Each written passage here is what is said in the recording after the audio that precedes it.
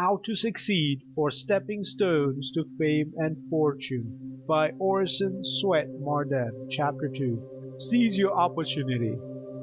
The blowing winds are but our servants when we hoist a sail. You must come to know that each admirable genius is but a successful diver in that sea whose floor of pearls is all your own. By Emerson.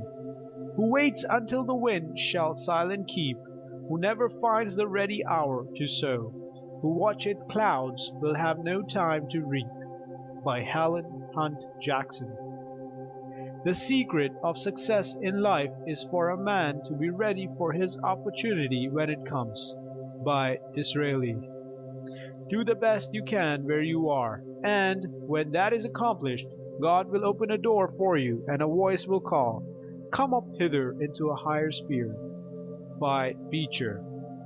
Our grand business is, not to see what lies dimly at a distance, but to do what lies clearly at hand.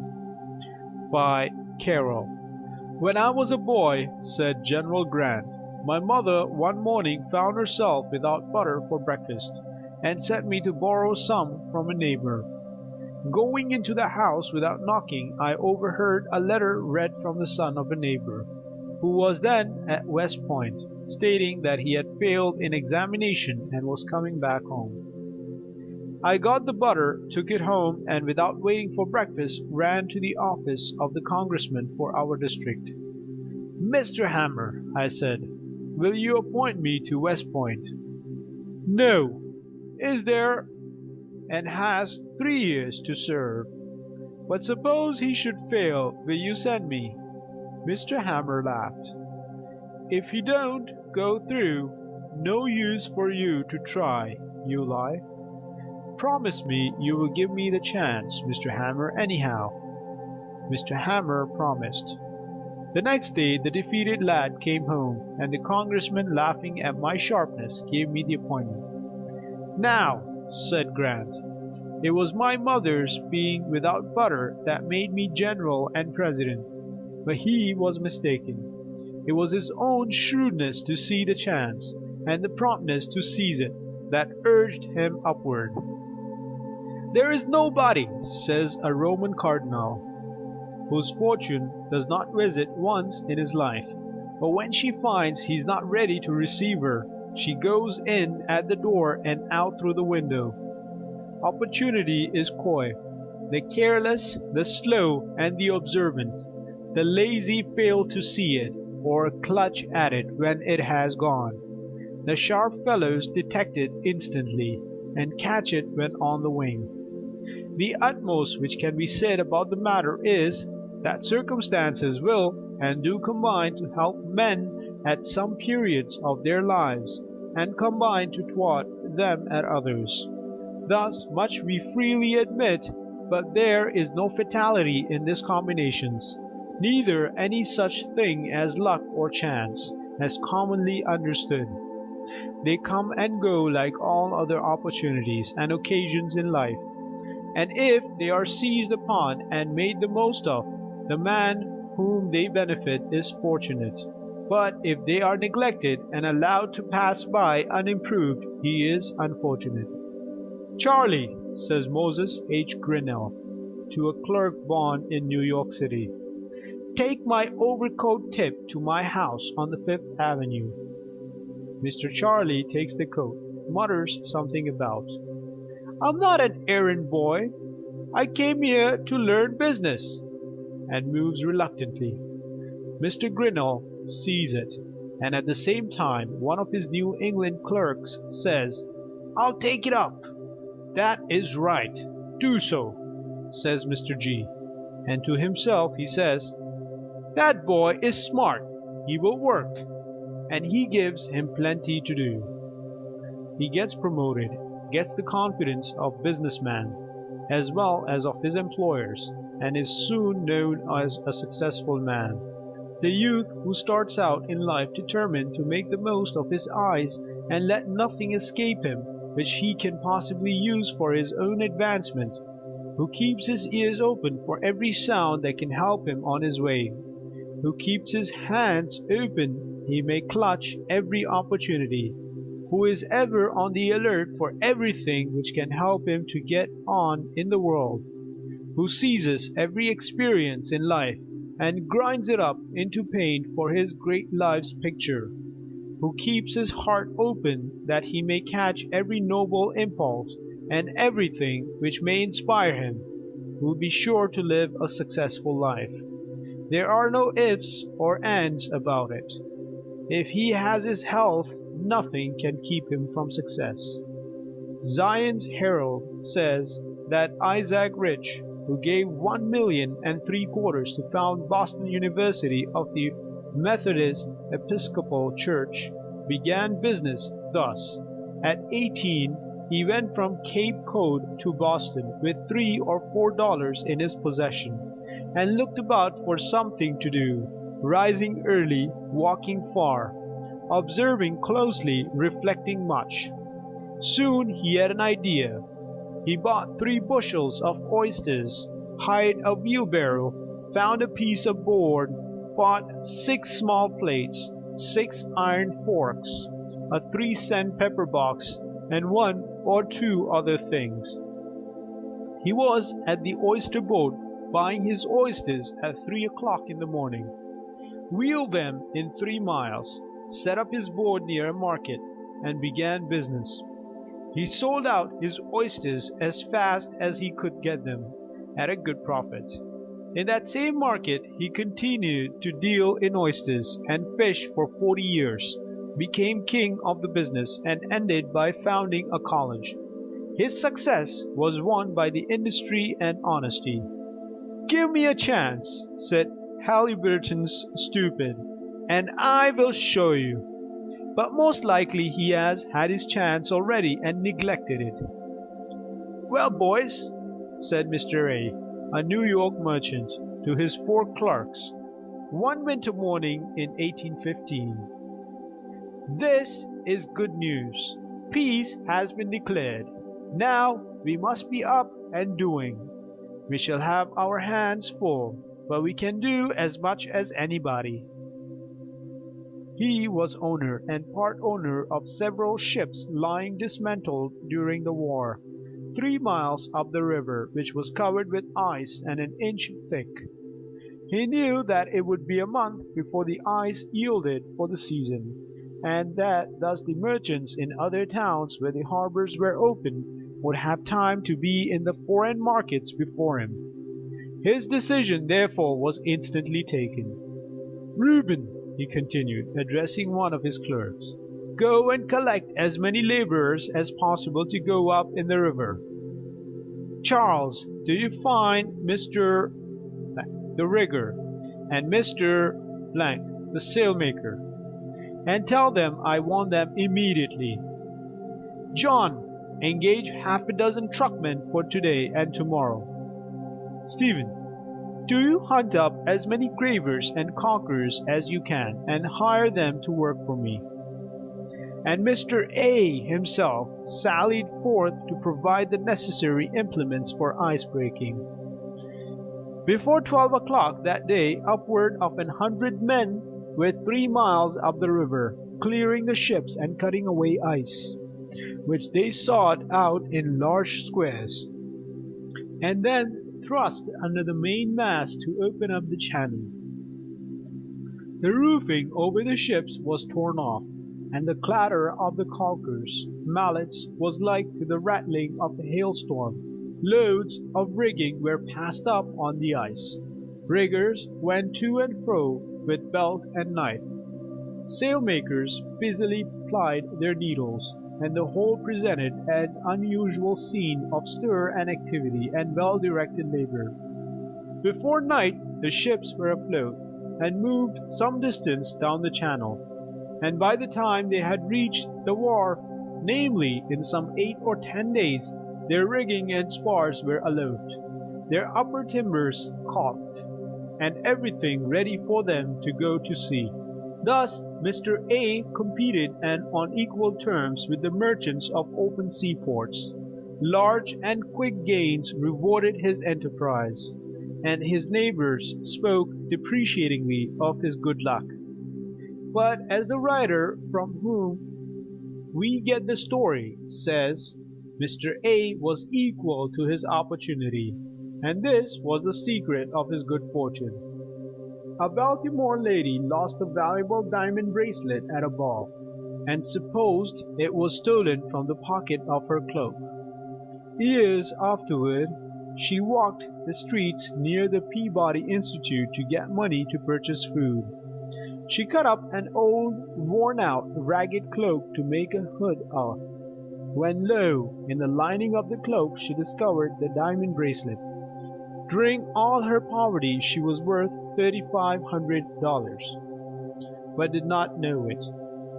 Many of us who think we are poor are rich in opportunities if we could only see them, in possibilities all about us, in faculties worth more than diamond bracelets, in power to do good. In our large eastern cities, it has been found that at least 94 out of every 100 found their first fortune at home or near at hand, and in meeting common everyday wants. It is a sorry day for a young man who cannot see any opportunities where he is, but thinks he can do better somewhere else. Several Brazilian shepherds organized a party to go to California to dig gold, and took along a handful of clear pebbles to play checkers with on the voyage. They discovered after arriving at Sacramento, after they had thrown most of the pebbles away, that they were all diamonds. They returned to Brazil only to find that the mines had been taken up by the others and sold to the government. The richest gold and silver mine in Nevada was sold for $42 by the owner, to get money to pay his passage to other mines where he thought he could get rich.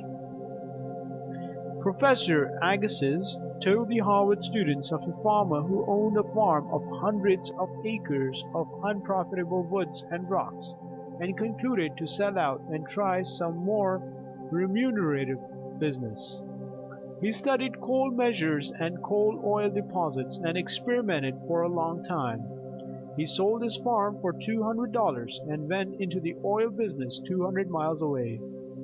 Only a short time afterward, the man who bought the farm discovered a great flood of coal oil, which the farmer had ignorantly tried to drain off. A man was once sitting in an uncomfortable chair in Boston, talking with a friend as to what he could do to help mankind. "I should think it would be a good thing," said the friend, "to begin by getting up an easier and cheaper chair." "I will do it," he exclaimed, leaping up and examining the chair. He found a great deal of rattan thrown away by the East India merchant ships, whose cargoes were wrapped in it. He began the manufacture of rattan chairs and other furniture, and what has astonished the world by what he has done with what was before thrown away. While this man was dreaming about some far-off success, he at that very time had fortune awaiting only his ingenuity and industry. If you want to get rich, study yourself and your own wants. You will find millions of dollars have the same wants, the same demands. The safest business is always connected with men's prime necessities. They must have clothing, dwellings, they must eat. They want comforts, facilities of all kinds for use and pleasure, luxury, education, culture. Any man who can supply a great want of humanity, improve any methods which men use, supply any demand, or contribute in any way to their well-being, can make a fortune. But it is detrimental to the highest success to undertake anything merely because it is profitable. If the vocation does not supply a human want, if it is not helpful, if it is degrading, if it is narrowing, don't touch it. A selfish vocation never pays. If it belittles the manhood, blights the affections, dwarfs the mental life, chills the charities, and shrivels the soul, don't touch it. Choose that occupation, if possible, which will be the most helpful to the largest number. It is estimated that 5 out of every 7 of the millionaire manufacturers began by making, with their own hands, the articles on which they made their fortune. One of the greatest hindrances to the advancement and promotion in life is the lack of observation and the disinclination to take pains. A keen, cultivated observation will see a fortune where others see only poverty. An observing man, the eyelets of whose shoes pulled out, but who could ill afford to get another pair, said to himself, "I will make a metallic lacing hook, which can be riveted into leather." He succeeded in doing so, and now he is a very rich man. An observing barber in Newark, N.J., thought he could make an improvement on shears for cutting hair, and invented clippers, and became very rich. A Maine man was called from the hayfield to wash out the clothes for his invalid wife. He had never realized that it was to wash before. He invented the washing machine and made a fortune. A man who was suffering terribly with toothache said to himself there must be some way of filling teeth to prevent them from aching. He invented gold filling for teeth. The great things of the world have not been done by men of large means. Want has been the great schoolmaster of the race. Necessity has been the mother of all great inventions. Ericsson began the construction of his screw propeller in a bathroom. John Harrison, the great inventor of the marine chronometer, began his career in the loft of an old barn. Parts of the first steamboat ever run in America were set up in the vestry of an old church in Philadelphia by Fitch. McCormick began to make his famous reaper in an old grist mill. The first model dry dock was made in an attic. Clark, the founder of Clark University of Worcester, Massachusetts, began his great fortune by making toy wagons in a horse shed. Opportunities. They crowd around us. Forces of nature plead to be used in the service of man. As lightning for ages tried to attract his attention to electricity, which would do his drudgery and leave him to develop the God-given powers within him. There is power lying latent everywhere, waiting for the observant eye to discover it. First, find out what the people need and then supply that want. An invention to make the smoke go the wrong way in a chimney might be a very ingenious thing, but it would be of no use to humanity. The Patent Office at Washington is full of wonderful devices, ingenious mechanism. Not one in hundreds is of earthly use to the inventor or to the world. And yet, how many families have been impoverished and have struggled for years mid want and woe, while the father has been working on useless inventions. These men did not study the wants of humanity.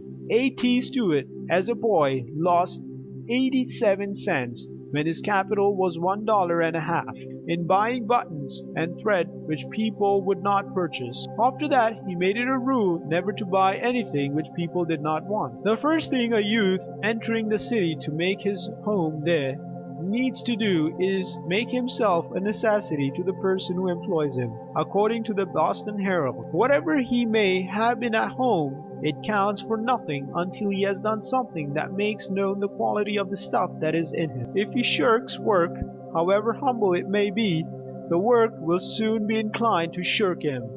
But the youth who comes into a city to make his way in the world, and is not afraid of doing his best, whether he is paid for it or not, is not long in finding remunerative employment. The people who seem so indifferent to employing young people from the country are eagerly watching for the newcomers, but they look for qualities of character and service in actual work before they manifest confidence or give recognition. It is the youth who is deserving that wins his way out to the front, and when once he has been tested, his promotion is only a question of time. It is the same with young women. There are seemingly no places for them where they can earn a decent living, but the moment they fill their places worthily, there is enough room for them. and progress is rapid. What the city people desire most is to find those who have the ability to take important places, and the question of gaining a position in the city resolves itself at once into the question of what the young persons have brought with them from home. It is the staying qualities that have been inwrought from childhood which are now in requisition, and the success of the boy or girl is determined by the amount of energetic character that has been developed in the early years at home. Take up the experience of every man and woman who has made a mark in the city for the last 100 years, and it has been the sterling qualities of the home training that have constituted the success of later years. Don't think you have no chance in life because you have no capital to begin with. Most of the rich men of today began poor. The chances are you would be ruined if you had capital. You can only use to advantage what has become a part of yourself by your earning it. It is estimated that not one rich man's son in 10,000 dies rich. God has given every man a capital to start with. We are born rich. He is rich who has good health, a sound body, good muscles. He is rich who has a good head, a good disposition, a good heart. He is rich who has 2 good hands with 5 chances on each. Equipped? Every man is equipped as only God could equip him. What a fortune he possesses in the marvelous mechanism of his body and mind. It is individual effort that has accomplished everything worth accomplishing in this world. Money to start with is only a crutch, which, if any